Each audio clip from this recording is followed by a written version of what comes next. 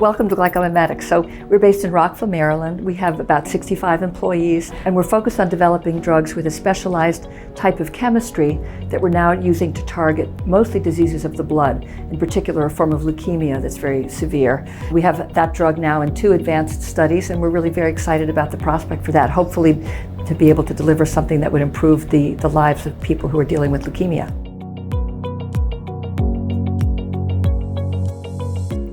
You simply can't import part of an ecosystem and not expect to get the rest of the ecosystem that would affect our ability to develop these drugs in the United States.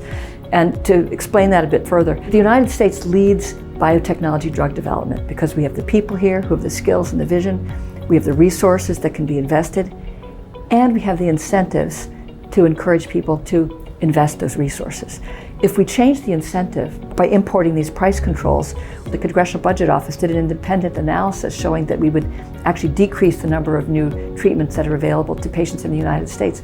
We can't trade that off. I don't think the country wants to trade that off. I don't think we want to diminish innovation. That's the biggest consequence that I'm afraid of when I think about HR 3. It's the importation of these price controls from other countries that could potentially negatively impact this real innovation machine that we have in the United States that's been so successful.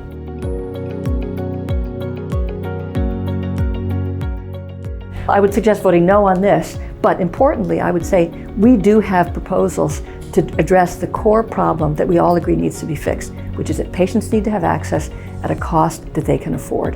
And so let's work for holistic approaches to that, where everybody contributes, where there's no single bad guy in this, not to mention that you make a bad guy of the people who are innovating the therapies that can actually be the most helpful. So let's look for a holistic approach that doesn't simply import price controls, which we know don't work and are going to have a negative impact on innovation.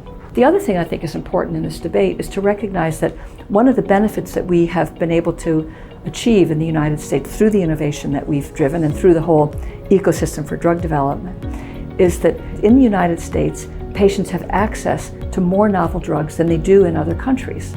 So if you look at the number of drugs that have been approved, let's say since around 2011, roughly the past 8 or 10 years, if you look at where they're available, you'd see about 90% of those drugs are available to patients in the United States. If you look at countries like France, Switzerland, Canada, 50% or less of the new drugs approved in that time period are available there.